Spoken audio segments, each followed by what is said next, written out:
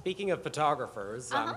I do some photography with different groups, and knowing a bunch of cosplayers, eventually that's something I want to branch into. Okay. Do you have any tips for either up-and-coming photographers working with cosplayers or models or anything of that sort? Well, great question. And a couple of years ago, I could have given you a much better answer. With social media sort of exploding, the same thing is happening to photographers, where they want to work with well-known cosplayers to hopefully, get that traffic spike, And so, like, I've been approached by a lot of photographers where I just didn't feel like they really cared about collaborating. They just wanted me to be able to like post their page or something. And so I think that's same issue with like if you're an up and coming photographer, to find cosplayers that are willing to shoot with you. Same with if you're an upcoming cosplayer, you sometimes have issues finding photographers to shoot with because they are used to shooting with the big names or with, like people that they've already shot with. And so time is always limited at a convention. And so it's like besides the regular social media networking, besides like actually just reaching out to cosplayers who you feel like you have a rapport with, I think like having a rapport is so much more important than the quality of the costume, if they're a model or not. It really is about like, do you guys get along and are you gonna be able to work together? And so just do photo shoots, do whatever you can. Try to maybe do mini photo shoots at conventions where, you politely ask a cosplayer to step aside and do just like maybe 5, 6 different photos. And then make sure you give them your card, make sure you ask for their card so you can send the photos to them. And so I think a lot of cosplayers, once they see how a photographer captures them, then they're more open to working with them. And because, like everybody wants to feel beautiful, everybody wants to, look great. So it's like if you're able to make somebody look great, then your chances of being able to actually schedule a, full photo shoot with them is going to be a lot greater.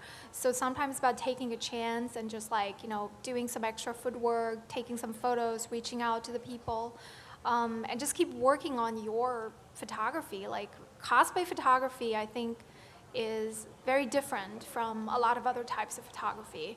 You're not just showing off clothes, or you're not just like showing off the sexy chick in the bikini. Like you are capturing a character's essence. So, if you know the character, or if you have any familiarity with the story or the setting of the character, then you can capture a better photo for them. So it's just, it's like, depends on what you want to do. Like, are you, and just like go for it and put lots of effort into it. Thanks. Mm-hmm. Hi. Hi. I was wanting to know, how do you go about picking your next costume to make? Great question. I have a huge list of costumes, and a lot of it has to do with the setting of the convention coming up. Like, do I have to travel for it? Is it in a hotel? Do I have to take a cab to get there? What kind of convention is it? And and so I have to, first of all, choose the costume that will, fit into the logistics. And because it's like, this is what I do for a living. Like if you want to like be in horrible pain and uncomfort in a really heavy, big, hot costume one weekend out of a year, that's cool. And I do that too.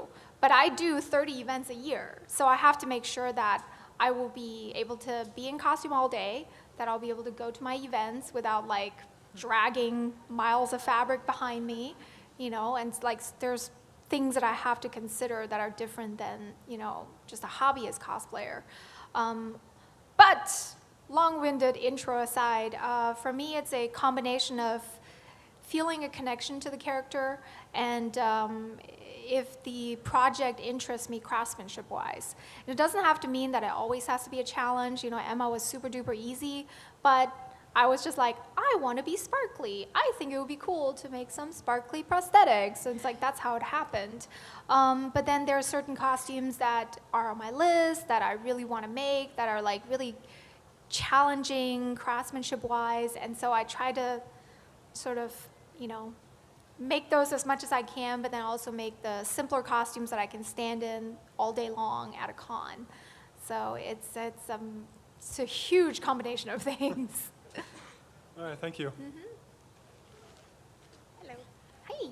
It was really upsetting when Axon said on his Facebook that he wasn't going to do videos anymore.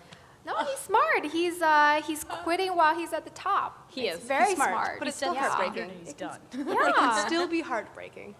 I was wondering how you felt about the whole,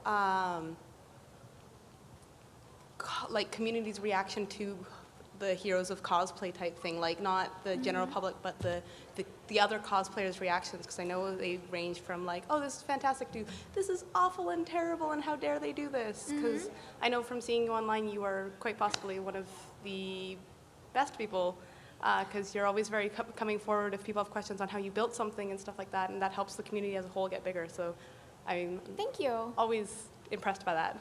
Thank you. Well, the show wasn't made for cosplayers, so that's first of all.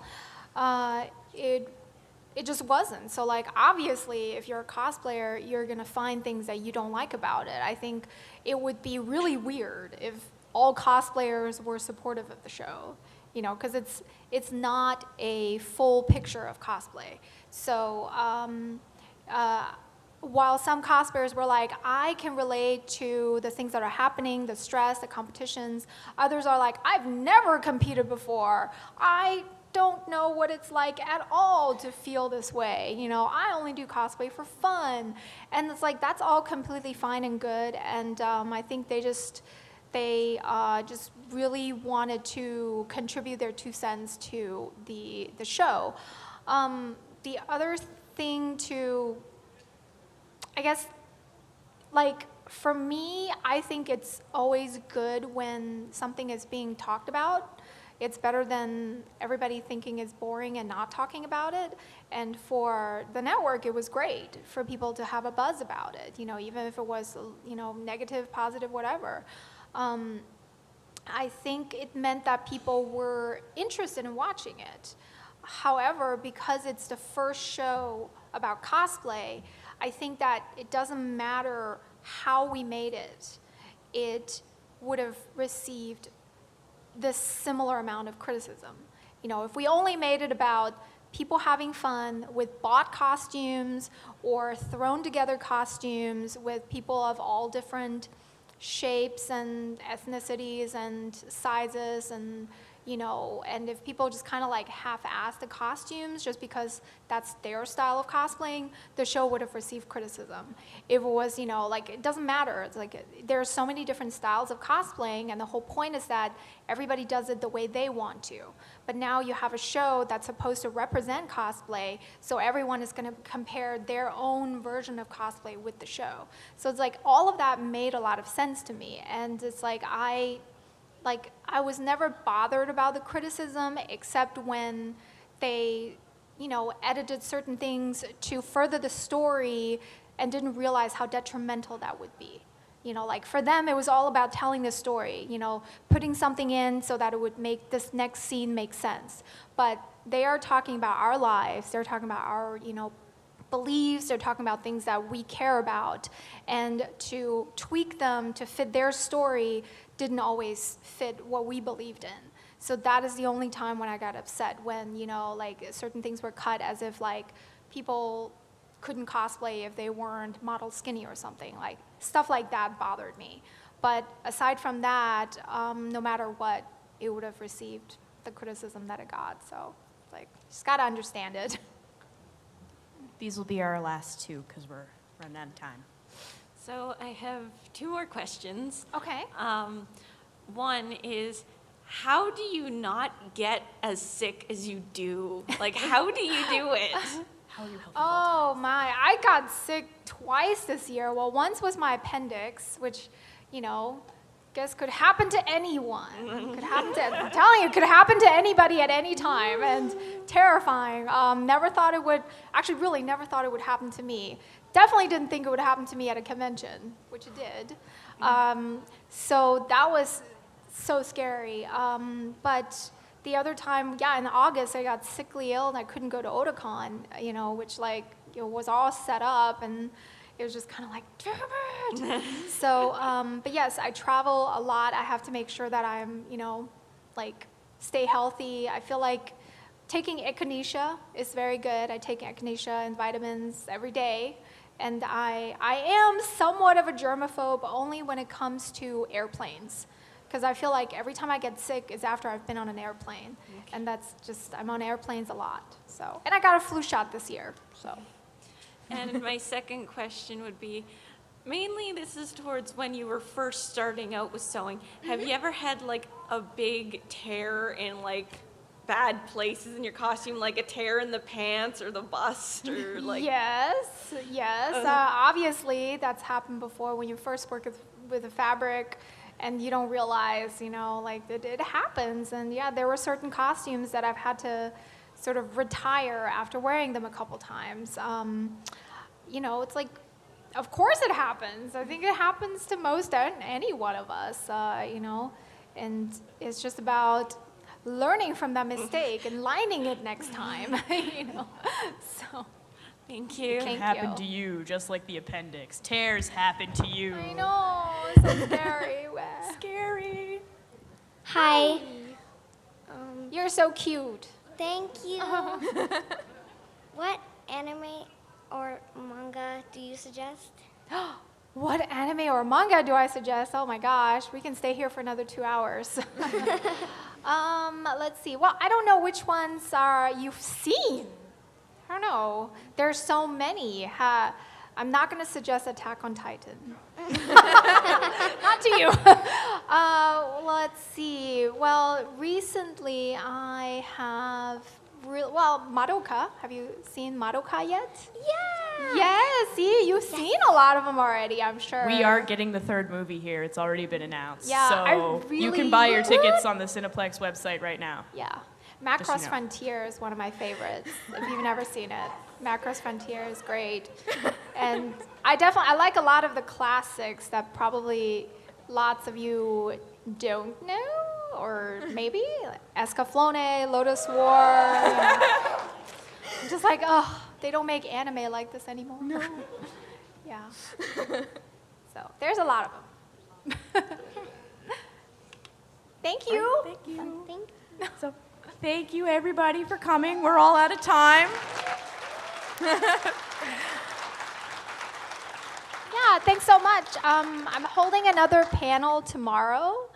I think it's at 4 o'clock. It's in one of the, it's in like the big workshop room. It's about evolution of cosplay. So I'll talk more about where cosplay came from, as far as like we know it. So like in the last 15 years, last decade, how it developed, and then like some of the issues that it has currently, why the issues are happening, how the community is currently, and possibly where it's going in the future.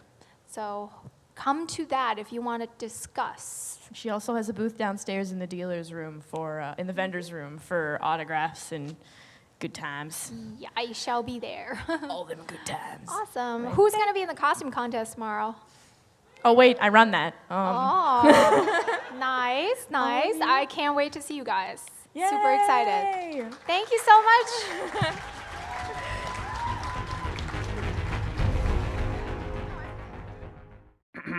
Hal-Con.